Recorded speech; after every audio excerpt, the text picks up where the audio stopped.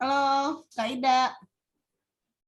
Tolong dibuka mikrofonnya ya, biar nanti kalau ada tanya jawab enak. Oke, Kak Hilda dan Kak Asari sekalian, kita mulai saja. Bismillahirrahmanirrahim. Tema kita hari ini adalah hypnosoulmate. Apakah hypnosoulmate itu nanti akan saya jelaskan lebih lanjut.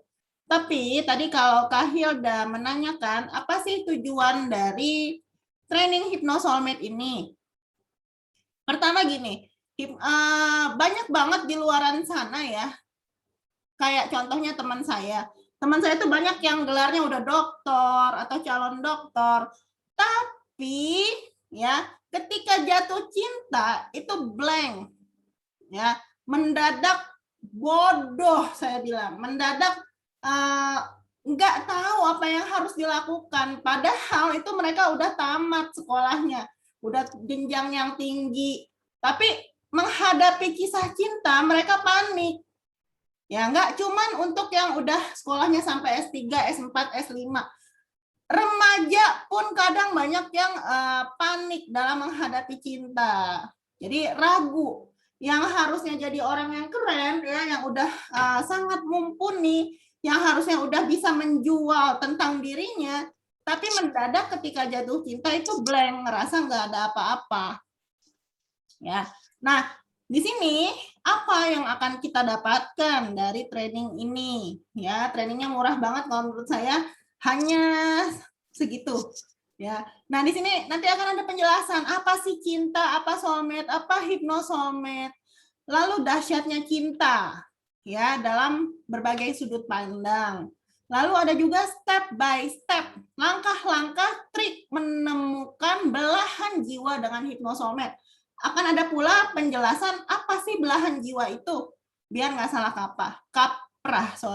Lalu ya ada pula penjelasan mengenai benar nggak sih dia yang namanya soulmate aku?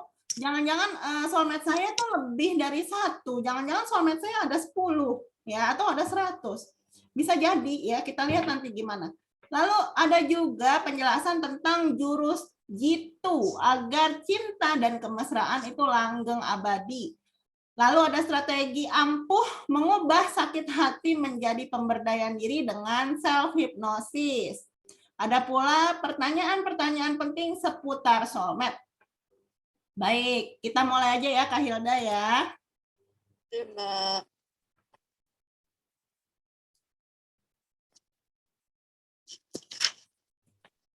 Oke, nama saya Juwita Ramadhani Fitria. Di sini ada Instagram, YouTube, dan akun WhatsApp saya. Semuanya aktif ya. Saya adalah pengajar, saya dosen di sebuah universitas swasta di Tangerang Selatan, dan juga seorang guru di Sekolah Nasional Plus, juga di daerah Tangerang Selatan. Yang saya ajarkan nggak jauh-jauh dari ilmu bisnis, ilmu ekonomi, ya, juga bahasa Mandarin. Saya menggeluti bidang hipnoterapi sebagai hobi, juga sebagai tambahan lagi ya. Saya pernah mengenyam pendidikan S1 sekolah bisnis di Universitas Bina Nusantara. Lumayan saat itu saya sebagai outstanding student atau mahasiswa berprestasi. Juga saya sudah diakui oleh pemerintah sebagai dosen, jadi udah ada sertifikasinya. Juga saya sertifikat kompetensi dari BNSP, Badan Nasional Sertifikasi Profesi, sebagai seorang trainer jenjangnya level 4. Jadi memang saya diakui oleh pemerintah sebagai dosen dan sebagai seorang trainer. Jadi nggak kaleng-kaleng dan bukan asal berbicara. Memang saya ada ilmunya. Baik, kita lanjutkan. Ya, menggeluti bidang hipnoterapi. Waktu lagi senang-senangnya belajar apapun tentang hipnoterapi, saya pelajari, termasuk diantaranya NLP dan sebagainya. Oke, selain sebagai guru dan dosen, saya juga aktif sebagai penulis. Sudah ada beberapa buku yang saya ciptakan atas nama saya. Ada kewirausahaan, ada kamus 3 bahasa, dan lain sebagainya. Nah, lanjut, mungkin Mbak Hilda, apakah sudah pernah belajar tentang hipnotis? sebelumnya? Dulu pernah, lama banget, berapa tahun lalu lah. Belajarnya sampai mana? Apakah sampai Sehari doang, sehari doang? ya beberapa jam gitu aja sih. Berarti belum terlalu dalam mungkin ya, hanya pengetahuan aja, nggak apa-apa, bagus. Ya, ini kita akan bicara hipnotis itu sebenarnya apa sih? Ya, hipnotis itu contohnya seperti ini.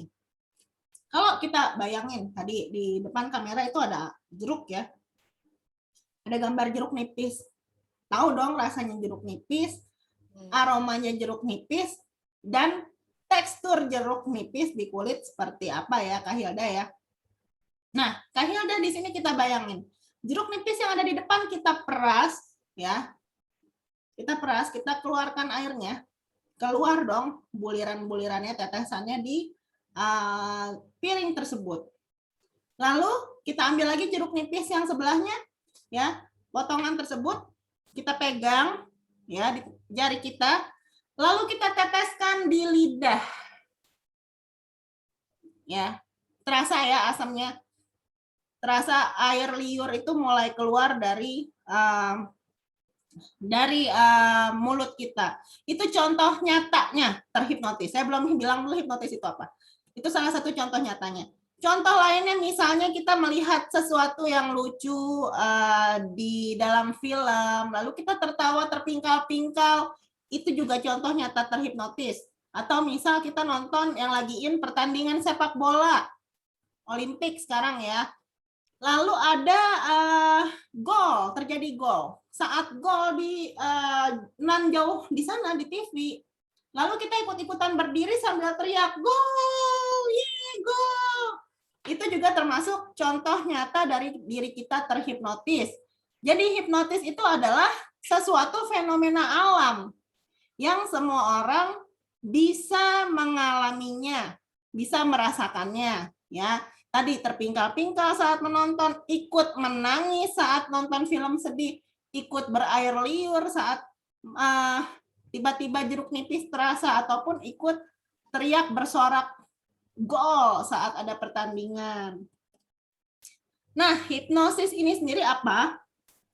Hipnosis itu sebenarnya adalah seni komunikasi yang langsung mengajak alam bawah sadar seseorang. Jadi komunikasi yang efektif.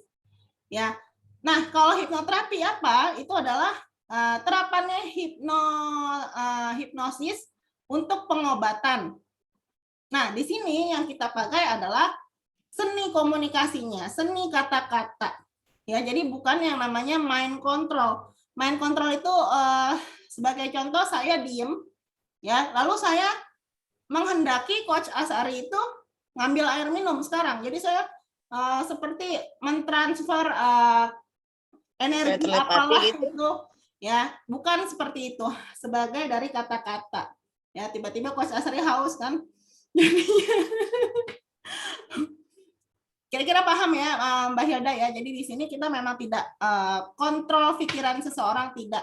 Tapi lebih ke kita menggunakan bahasa kita seperti apa hingga orang secara bawah sadarnya mengikuti atau tertarik dengan apa yang kita bicarakan, kita ungkapkan.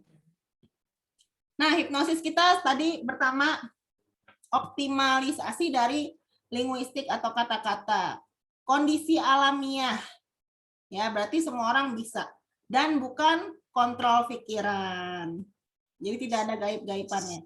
Sekarang kita lanjut pada penjelasan apa sih yang disebut soulmate. Soulmate itu ada dua kata. Soul yang artinya jiwa dan mate adalah teman. Ya, jadi soulmate itu teman jiwa. Nah, banyak orang berpikir bahwa soulmate kita, teman jiwa kita itu orang yang benar-benar perfect, sempurna dengan hidup kita. Ya, sempurna melengkapi hidup kita. Itu yang orang mau, itu yang orang pikirkan. Tapi sebenarnya soulmate sesungguhnya adalah orang yang memperlihatkan kita apapun apa adanya, semua segala sesuatu. ya, dan bisa merubah hidup kita menjadi lebih baik. Itulah soulmate yang sebenarnya. Jadi soulmate bisa jadi merupakan orang terpenting dari hidup kita yang pernah kita temuin. Ya, karena orang tersebut bisa jadi tuh merobek jiwa kita ya, lalu memukul kita sampai kita tuh bangun. Memukul bukan memukul sebenarnya ya, tapi orang yang membuat kita tuh jadi bangun. Jadi harus bertindak. Ya, bikin kita, hati kita tuh kerasa kok gitu sih, bikin sakit hati. Ya, soulmate yang sesungguhnya itu kayak gitu. Jadi soulmate itu tujuannya adalah untuk mengguncang hidup kita, ya, merobek egoisme kita sedikit demi sedikit dan memperlihatkan obstacle rintangan-rintangan, ya. Terus merobek hati kita juga, jadinya akan ada secercah cahaya yang masuk pada diri kita dan akhirnya kita bisa merubah hidup kita ke arah yang lebih baik lagi. Karena kalau orang itu terlalu klop dengan kita yang ada, kita diam di tempat, nggak bisa maju. Ya, jadi kalau ada gambar kaca di sini, soulmate itu kayak kaca kita. Kita bisa melihat ya seperti apa rupa kita pada si soulmate tersebut, pada soulmate kita. Lanjut. Nah, tadi ngomongin speaking of soulmate, ngomongin soulmate, belahan jiwa itu beneran ada nggak sih? Jangan-jangan cuma ada di negeri dongeng doang.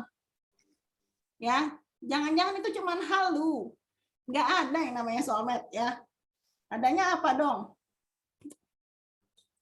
Oke, kabar gembiranya adalah setiap manusia, setiap orang itu punya belahan jiwa, termasuk diri kamu, termasuk diri kita, termasuk Kak Hilda, Kak Ahmad Asari, Kak Juwita, di sini semua punya belahan jiwa. Dan kita pernah bertemu dengan belahan jiwa kita tersebut. Loh, kok ya nggak ada yang jomblo di sini ya?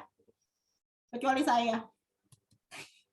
Nah, belahan jiwa itu gampangnya apa sih? Apakah harus dicari? Kalaupun nyari kemana ya?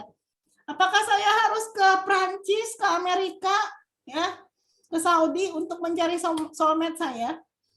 Nah, ternyata jawabannya adalah belahan jiwa ini tidak hanya untuk percintaan dan jodoh. Belahan jiwa ini ada untuk 3 hal. Pertama, untuk pertemanan. Ya.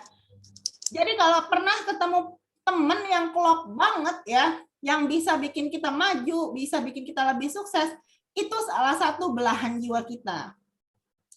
Ada pula belahan jiwa untuk mencari duit. Ya, sebagai contoh, ada di luar sana manusia-manusia yang tanpa si A, tanpa si B, tanpa si C, dia itu nggak cuan, nggak untung. Usahanya rugi, kerjaannya nggak sukses, hanya karena nggak ada temennya itu. Contohnya siapa orang yang belahan jiwanya ada dalam hal mencari duit. Kalau yang saya lihat di TV kita zaman now mungkin siapa ya? Vincent Desta. Terus ada Anang Asyanti. Lalu ada lagi siapa? Ya banyak lah. Pokoknya mereka tuh harus selalu bersama-sama. Kalau nggak bersama-sama mereka nggak untung. Atau mereka ngerasa ada yang kurang dan nggak mungkin untung. Itu salah satu belahan jiwa untuk mencari uang. Nah yang terakhir ini belahan jiwa untuk cinta. Ya, jadi penting banget diketahui ya ada 3 tadi. Ya, jadi nggak semuanya tentang cinta, tapi ada pula untuk pertemanan dan untuk mencari uang. Nah, belahan jiwa itu sebenarnya selalu ada di sekitar kita, tapi kita sendiri yang menolak mereka untuk hadir. Loh kok bisa? Ya bisa ya, kita bisa menolak orang-orang yang untuk hadir. Nanti saya jelaskan lebih lanjut. Belahan jiwa itu akan ditarik oleh kita sesuai kualitas kita diri sendiri.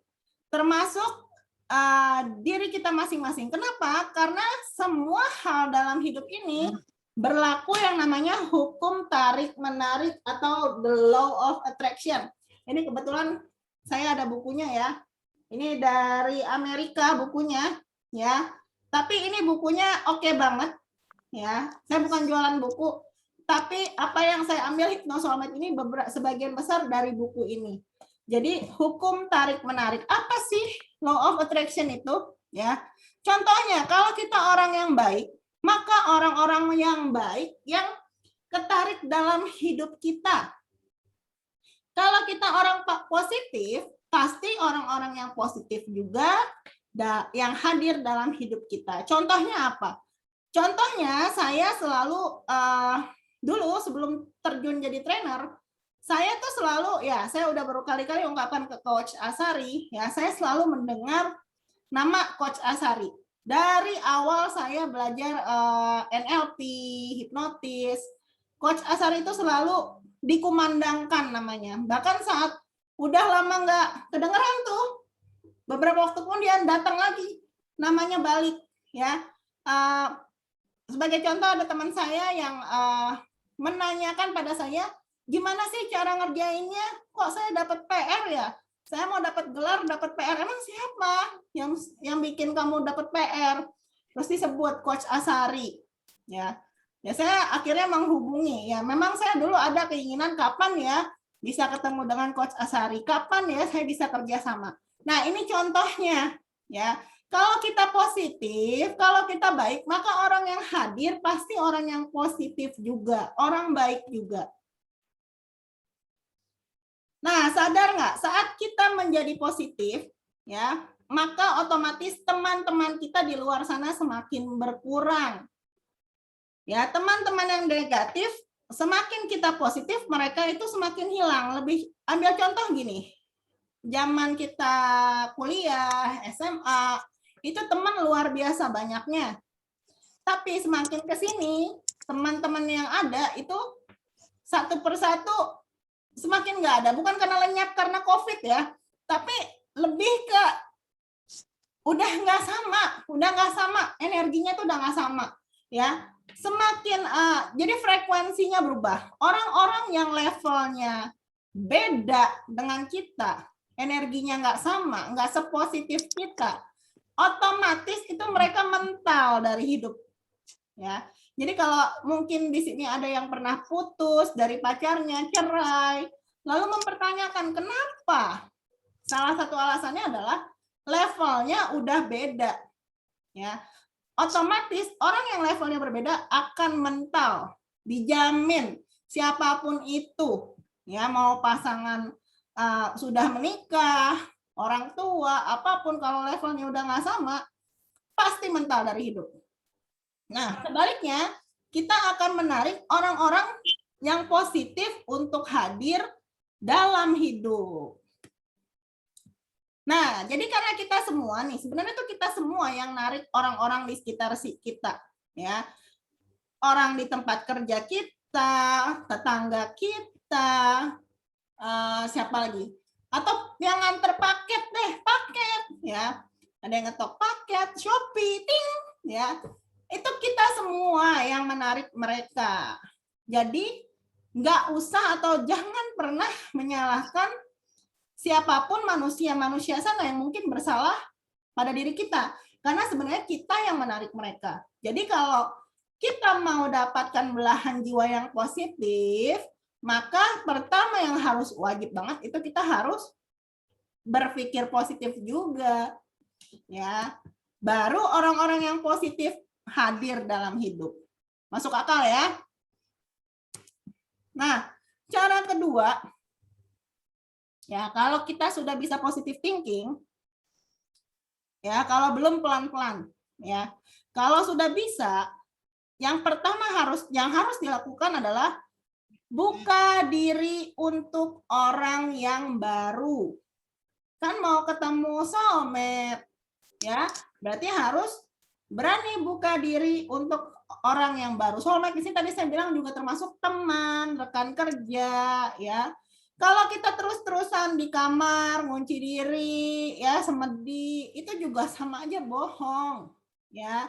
Apalagi kalau di WhatsApp grup, ya ampun, sombong banget, ucapin selamat pagi juga nggak ada jawaban, ya.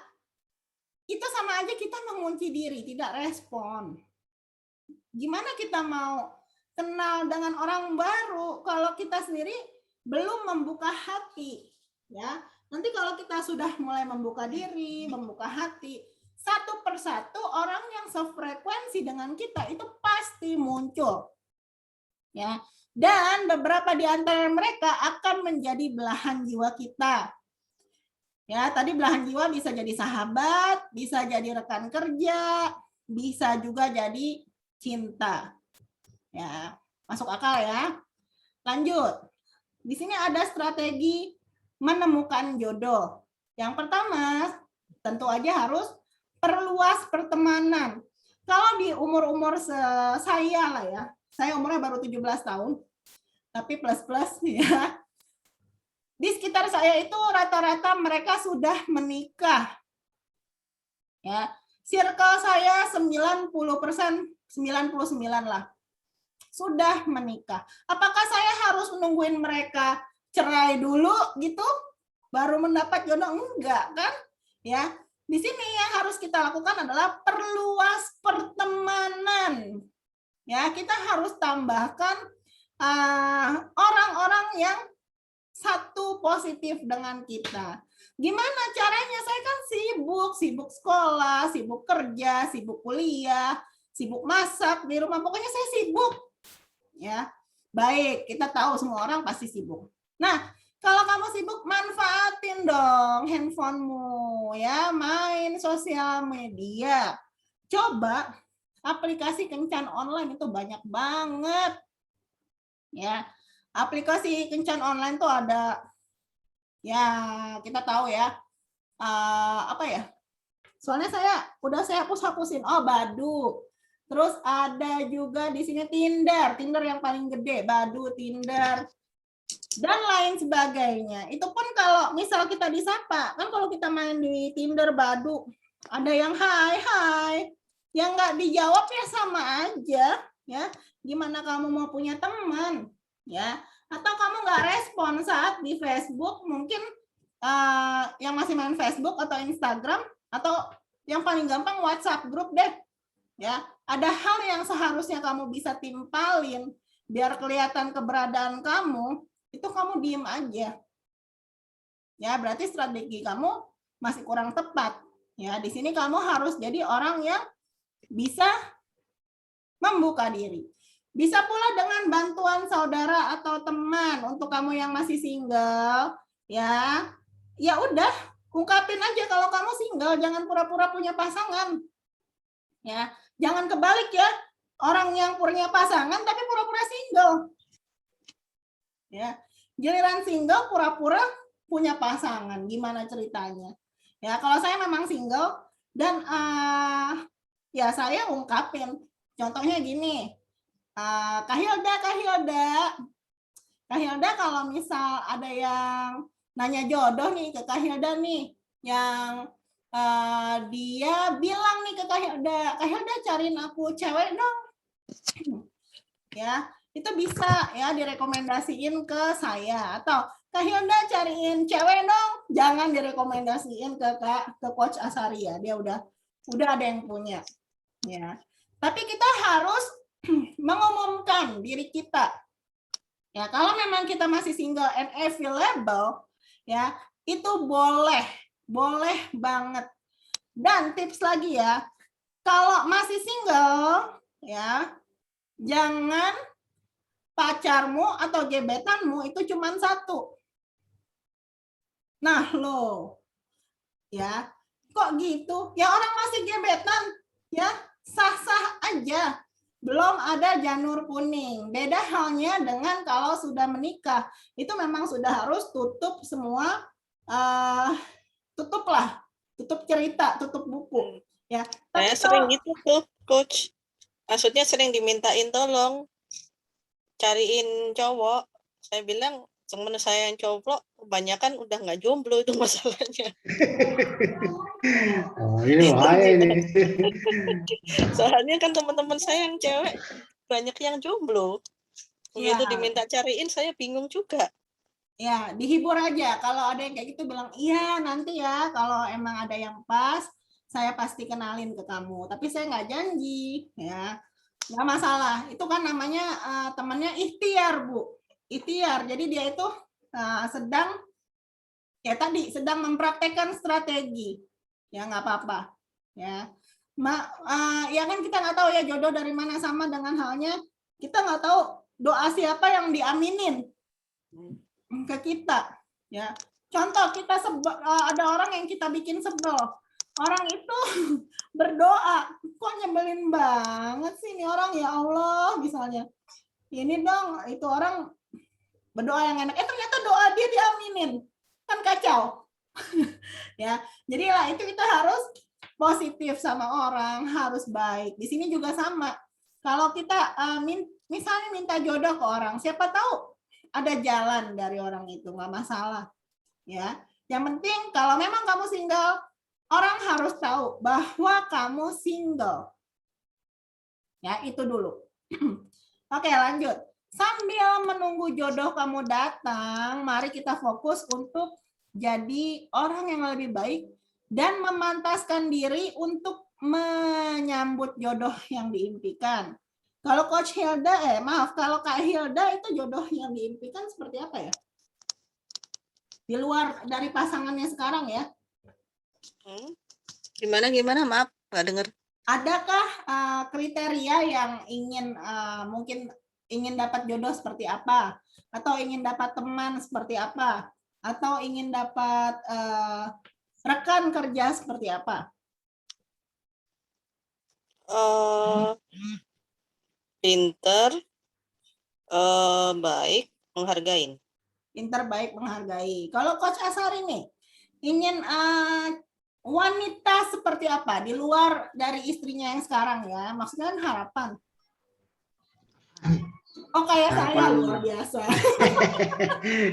Wah, ini recording nih. Nggak bercanda ya ini guys, bercanda. Just kidding. Ya. Apa ya? Gimana ya? Ya begitulah. Yang begitulah luar biasa ya.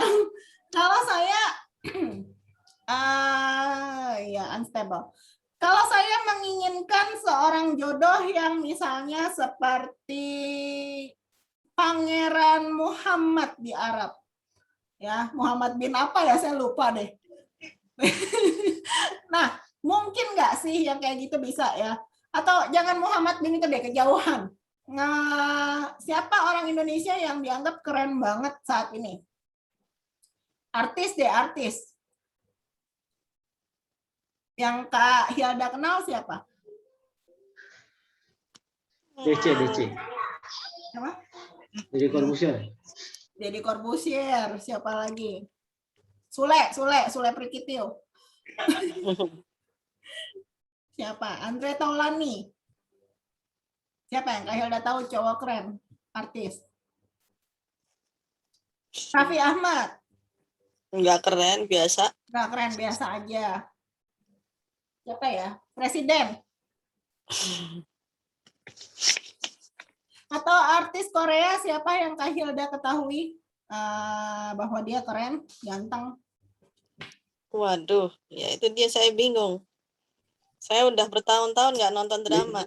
Oke, Males ambillah lihat TV. Lee Min Ho. Ya kalau Lee Min Ho katanya terkenal, cuma nggak hafal mukanya yang mana. ya kayak saya.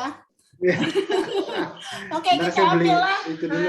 Pangeran Muhammad ya di Arab. Muhammad awal apalah itu, pokoknya itu ganteng dan tajir seanjing-anjing katanya, bukan seanjing-anjing lagi, siapa semacan-macan kali ya.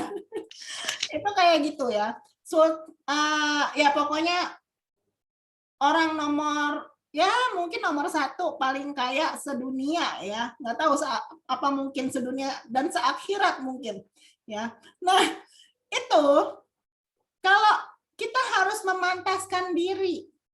Pertama, kalau saya atau kalau Kak Hilda tadi nggak pada nyebutin sih ya, seharusnya saya tekan dulu nih, harus keluarin nama tentang Lee Min Ho.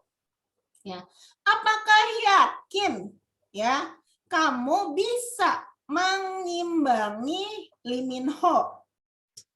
Pangeran Arab, yakin nggak bisa ngimbangin?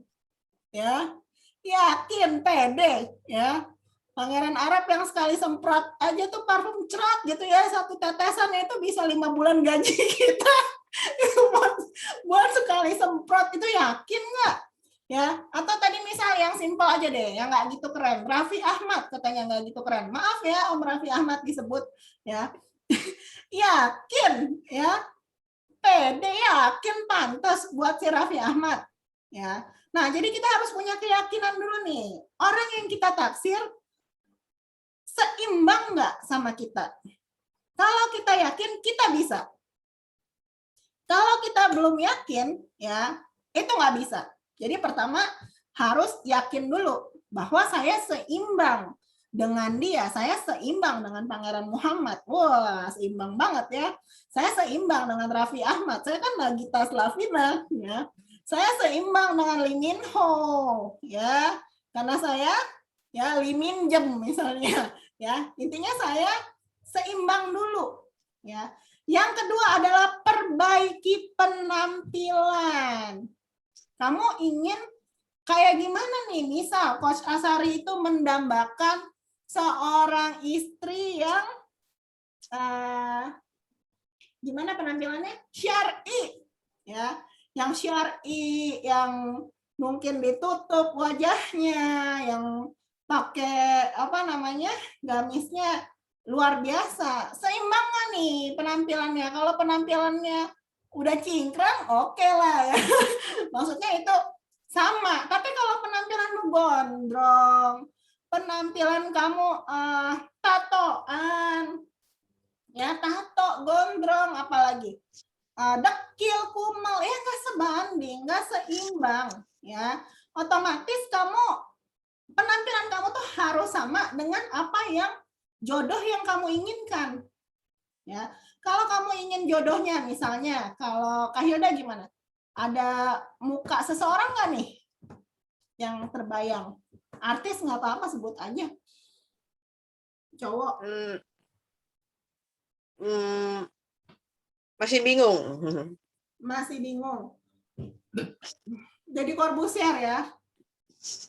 Dia punya penampilan khusus ya. Ya punya. Nah, penampilan kita pun harus sama. Jangan sampai kebanting. Ya. Contoh cowok, hai cowok ya. Cewekmu itu pakai emas 5 kilo ya. Anting 7 kilo ya. Tangan 10 kilo.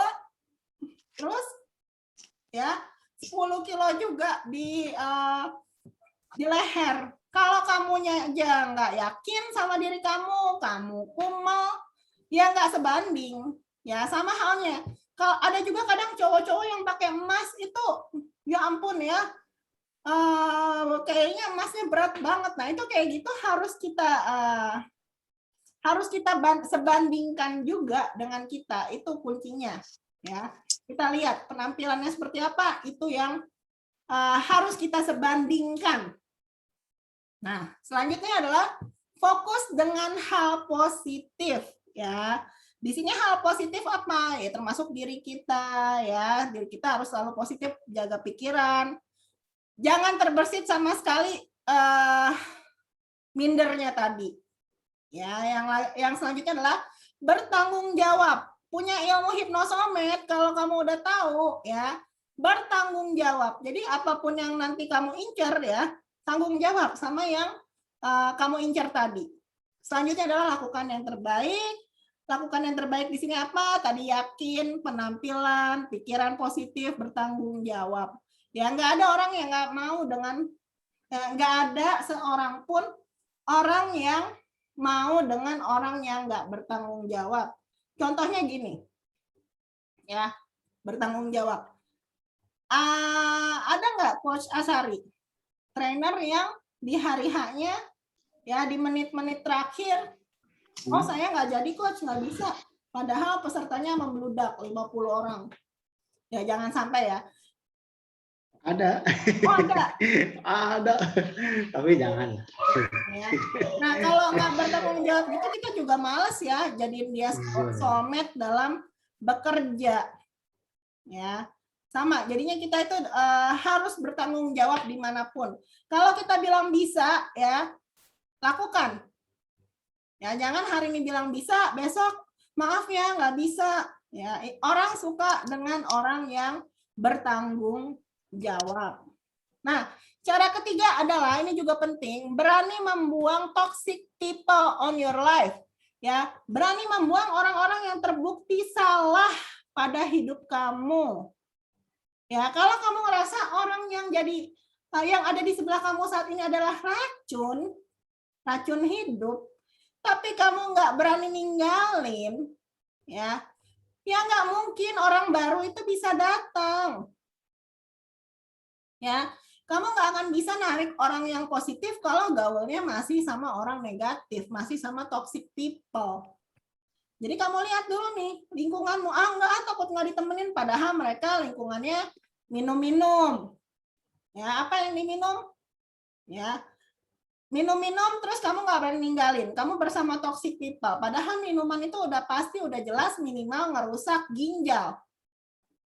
Ya, itu udah pasti. Ya, terus kalau kamu nggak berani ninggalin mereka, gimana kamu bisa mendapatkan orang yang kamu mau? Kamu pengen dapat pasangan yang soleh, yang solehah, tapi kamu gaulnya di klub. Jangan mimpi kamu dapat yang kayak gitu. Buang dulu orang-orang salah di sekitar kamu, toxic people. Ya. Atau jangan kebalik, ya. Kamu orang yang alim pengen dapatnya orang yang dugem. Kamu ke masjid, ya. Sementara apa? Yang kamu incer orang toksik. Kebalik, jangan. Ya, kalau standarmu udah bagus, jangan kebalik. Ya, jadi intinya di sini kita harus berani membuang orang yang salah, yang terbukti salah, toxic people dalam hidup. Enggak, orang kalau kita mau menarik yang positif, hilangkan dulu negatif-negatif di sekitar kita. Nah, ini tadi law of attraction. Ya, cara menarik jodoh menggunakan hukum tarik-menarik. Law itu hukum, attraction tarik-menarik. Intinya, ya, dalam buku itu, apapun yang dominan dalam pikiran Anda, itulah yang tertarik dalam hidup Anda. Misal hari ini, ya, bisa sampai kita ketemu nih bertiga belajar hypnosoulmate, itu dominan. Ya, jadi kata-kata hypnosoulmate ini mungkin udah berhari-hari, berbulan-bulan ada di pikiran kita. Hingga akhirnya saat ini kita bersama di sini. Saya baru dengar, baru tahu. Jadi penasaran, pengen tahu apa. Pertama kali tahu kapan? Iya, pas tahu iklannya ini. Iya, kapan? Boleh tahu? Ya, bulan ini kayaknya. Bulan ini. Ini kayaknya. Berapa hari lalu? Awal Juli lah. Oke, tapi kan udah berminggu-minggu berarti ya. Tapi kalau tentang hipnonya sih, maksudnya dulu sih pernah tahu tentang hipno. Cuma habis itu nggak belajar lagi. Nggak apa-apa. Nanti kita pelan-pelan. Ini terapannya. Ini terapan dari hipno. Hipno itu banyak sekali terapannya. Ini adalah salah satunya. Ya, tadi kita balik. Apapun yang tertarik dalam pikiran Anda, itu yang tertarik dalam hidup. Ambil contoh, apa yang kita pakai hari ini. Ya, itu lebih dulu pasti kita pikirin. Ya, kita pikirin. Atau apa yang kita makan deh, barusan. Itu adalah sesuatu hal yang kita inginkan dan kita pikirkan. Jadi kita menarik. Nggak ada satupun yang di hidup kita bukan hasil dari buah pikir. Setuju nggak? Setuju dulu nggak? Enggak. Ya, nggak ada. Contoh gini. Tembok saya warna ungu. Apakah ini sesuatu kecelakaan nggak sengaja temboknya ungu? Pasti enggak. Pasti saya yang terlebih dahulu memikirkan saya ingin punya tembok ungu. Ada. Ya. Atau hordennya Kak Hilda itu kuning. Apakah nggak sengaja tahu-tahu ada? Pasti hasil dari buah pikir. Meskipun itu dikasih orang misalnya, atau nemu deh. Ya. Itu pasti hasil dari buah pikir kita dulu. Karena diri kita yang memikirkan dan menginginkan. Ya, begitu juga kondisi kita di sini ikut Hypnosoulmate adalah keinginan saya dan pikiran saya yang saya dari dulu pengen kerja sama dengan Coach Asari. Saya yakin sebaliknya pun demikian. Ya. Nah, lanjut. Mungkin ada pikiran gini, kenapa sih orang yang hadir dalam hidup kamu itu orang yang salah terus? Apa sebabnya? Ya. Semua hidup ini nggak ada yang tidak diundang. Pikiran kita sendiri yang mengundang. Ya. Apa yang ada adalah buah pikiran. Di mana pikiran kita itu seperti magnet. Di mana ya akan menarik apa yang kita pikirkan, mau positif atau negatif itu ya, cepat atau lambat, atau dalam bahasa kita pikiranmu adalah doamu. Ya, pikiranmu adalah doamu. Contoh, mungkin dulu waktu zaman sekolah kepikiran nggak sih pengen libur lama, pengen lama-lama di rumah. Sekarang PPKM, doanya dijawab ya. Dijawab banget. Terus apa lagi? Doanya apa-apa? Coach Asari apa nih yang saat ini doanya baru terkabul selain punya bayi lucu? Mungkin pengen punya 4 kali ya, memang maksudnya biar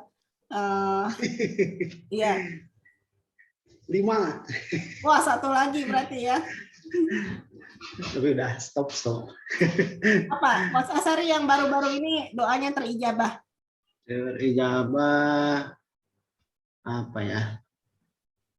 Doa. Kalau kepikiran yang ini kayaknya sih bentar lagi, bulan depan dapet yang lagi dipikirin. Bisnis baru. Oke, kalau Kak Hilda apa nih doanya yang baru ini terijabah?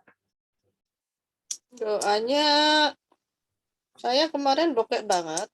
Terus hari ini ketemu orang yang saya bantuin. Terus dia bantuin saya. Oke, ya berarti Kak Ida menarik orang yang siapa ya kira-kira? Jadi perantara saya, perantara Tuhan. Bantu saya. Oke, luar biasa ya. Ya, intinya pikiran adalah doa. Berarti Kak Ida ingin keluar dari kebokean ya. Dan ada orang yang mengijabah bantuan perantara mengeluarkan dari sisi kebokean tersebut. Luar biasa ya. Coach Asari juga sama. Dia perantara Tuhan ya, menghilangkan kebokean saya. Luar biasa ya Coach Asari ya.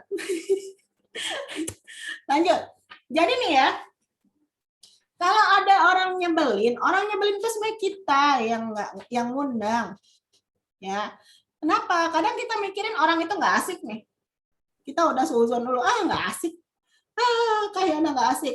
Kak Asari nggak asik. Kak Juwita nggak asik. Semua orang nggak asik. Ya. Intinya mereka tuh nggak ada yang tiba-tiba beneran, tiba-tiba mereka nggak asik. Ya, intinya otak kita dulu yang mikir, ini orang nggak asik nih. You are what you think. Kamu adalah apa yang kamu pikirkan. Ya, jadi kalau kita berpikir orang itu kayaknya nggak suka deh sama saya. Kalau kamu mikir kayak gitu ya jelas, ya orang tersebut akan nggak suka sama kamu. Karena udah dari awal kita udah bikin batasan. Ya. Jadi kalau kita mau bikin orang itu asik sama kita, selalu positive thinking dengan orang tersebut. Contoh saya lihat Kak Hilda, Kak Hilda asik nih orangnya nih, seru nih, pasti menyenangkan. Ya, pasti orangnya mau belajar. Saya ngelihat Coach Asari, orangnya asik nih, pinter nih pasti nih, pinter ya. Pintar, ramah, baik hati ya. Itu yang difikirkan. Tapi kalau belum apa-apa mungkin ada orang-orang luar yang berpikir galak nih Coach Asari nih, serem nih. Ya itu yang akan didapatkan. Ya. Jadi sekali lagi you are what you think. Ya. Contoh, apakah kamu sengaja ketemu saya, ketemu Juwita Ramadhani Fitria yang keren ini ya. Ketemu seorang coach ya, coach perempuan yang kece. Enggak, itu semua adalah buah pikiran kamu. Kamu yang pengen belajar, kamu yang pengen ketemu seorang coach yang luar biasa ya. Lalu alam semesta mengizinkan. Akhirnya hari ini ketemu deh sama saya ya. Kita foto bareng nanti ya. Oke, lanjut. Semua yang ada pada diri kamu ya. Bentar, nggak kelihatan nih. Saya geser kameranya dulu. Ya, semua yang ada diri kamu adalah diri kamu yang mengundang. Nah, sekarang tugas saya adalah menuntun kamu untuk mendapatkan jodoh yang tepat dengan izin Tuhan. Sekarang ya, boleh dicoba sekarang atau nanti aja pas kamu lagi tenang ya. Ini cara pertama adalah hypnose self ya. Pejamkan mata agar fokus mengembara dalam pikiran kamu sendiri. Tapi ini tidak akan bisa selama kamu tidak dalam kondisi 100% tenang. Saya bilang 100%.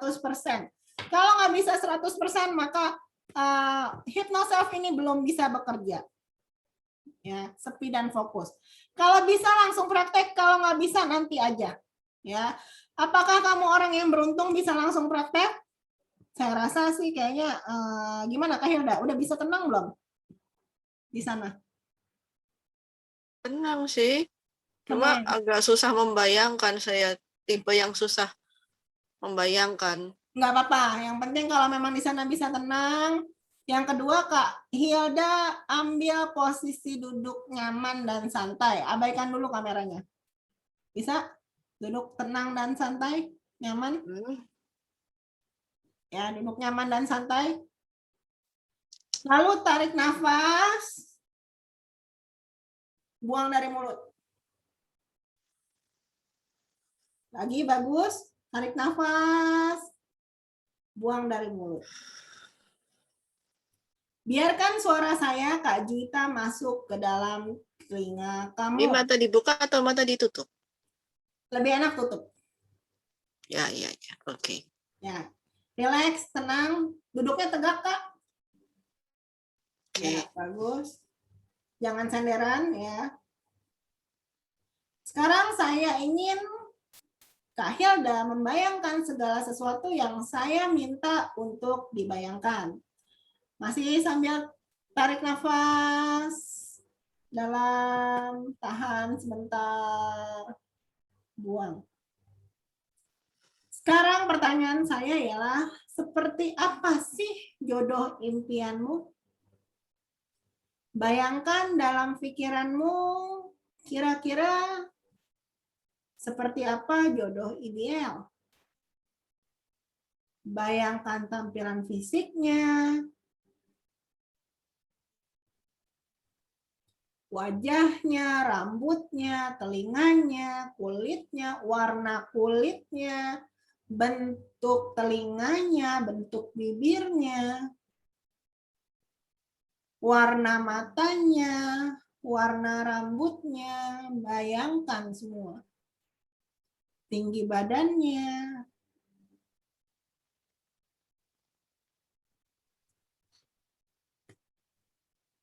Bayangin seseorang yang menurut kamu, menurut diri kamu, ini tuh gue banget. Ini yang saya cari.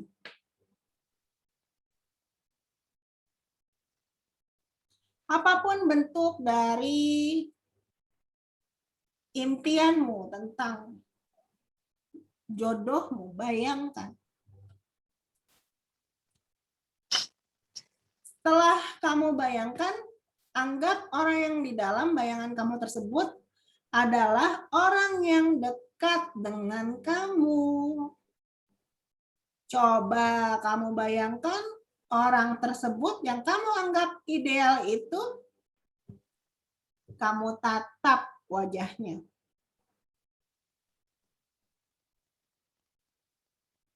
Pandangi wajah orang yang kamu sayang itu. Bayangkan wajah dia tersenyum bahagia karena dipandangi oleh dirimu. Dia senyum dengan ramah, dengan manis, karena bahagia dipandangi oleh matamu. Bayangkan juga di tengah senyuman hangat padamu, dia membelai wajahmu. Dia sayang banget sama kamu. Kamu bisa ngerasain loh tangan dia di wajah kamu, membelai lembut, membelai mesra.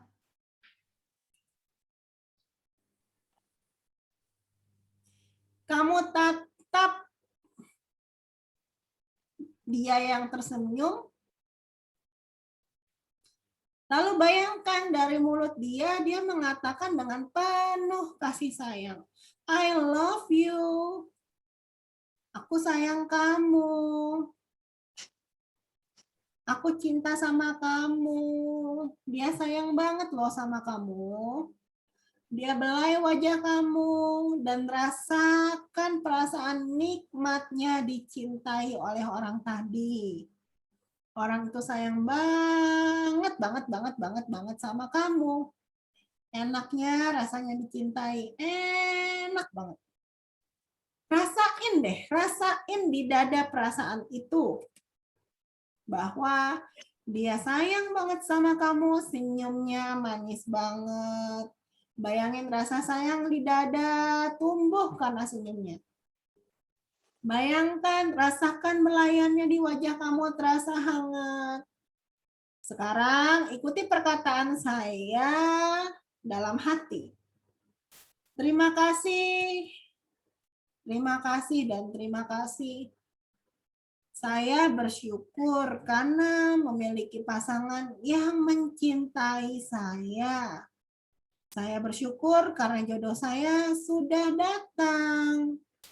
Saya bersyukur karena saya sudah menemukan jodoh yang mencintai dan menyayangi saya. Saya bersyukur karena saya bisa menemukan dia, orang yang tulus. Saya cinta sama dia. Tuhan, Engkau baik sekali karena saya mendapatkan orang yang benar-benar tulus mencintai saya. Rasanya enak, rasanya nyaman, rasanya nikmat karena saya sudah menemukan jodoh yang dicari. Terima kasih Tuhan karena sudah memberikan orang yang sangat spesial ini. Orang yang luar biasa karena dia benar-benar mencintai saya. Rasanya luar biasa enak, rasanya luar biasa nikmat, luar biasa bahagia. Akhirnya saya sudah ketemu jodoh. Terima kasih Tuhan, terima kasih, terima kasih, terima kasih. Tarik nafas dalam-dalam. Boleh buka matanya. Gimana Kak Hilda? Kebayang nggak? Saya kalau visualisasi susah dari dulu. Visualisasi susah, nggak apa-apa. Nanti belajar lagi, ya. Ada cara selanjutnya selain visualisasi ya. Nanti kita lihat. Next. Mungkin posisinya juga kurang tenang ya. Jadi agak susah visualisasi. Tapi kalau yang tadi dapat visualisasinya, yang terbayang itu rasanya tuh berasa di dada enak. Berasa kayak jodohnya itu udah datang. Ya. Padahal belum punya istri, belum punya suami, tapi rasanya tuh kayak udah dapet. Ya. Kalau yang bisa visualisasinya. Nah, kalau itu terjadi, itu pertanda kamu sudah melakukan cara yang benar. Kenapa? Karena hukum tarik-menarik dikatakan bahwa ya, apa yang kamu bayangkan itu sudah terjadi. Ya. Itu tandanya sudah berhasil. Tapi kalau belum, tandanya masih ada yang kurang, ada yang belum. Oke, praktek selanjutnya. Ya. Ini untuk yang belum masih ada calon yang bukan disantet ya. Calon yang dituju ya. Ini untuk yang benar-benar blank, belum ada sesiapapun yang ditaksir. Ya, tapi normal, ingin punya pasangan. Di sini adalah kamu harus cari minimal 3 gambar dari Google yang isinya orang yang sedang mencintai dan mesra, bisa pelukan, bisa ciuman, apapun itu yang menggambarkan suatu hubungan percintaan. Atau kalau kamu cuma mau hipnosomet ini untuk suatu pertemanan, ya itu boleh kamu cari. Ya, pertemanan. Mungkin kamu bisa cari foto orang yang lagi rame-rame berteman. Itu bisa.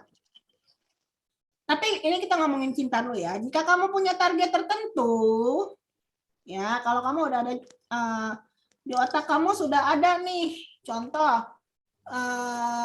Contohnya Suaranya hilang. tes. Apakah ada lagi? Cek. Apakah saya sudah kembali? Udah kedengeran. Ya, contohnya misalnya gini, ya. Bilang lagi.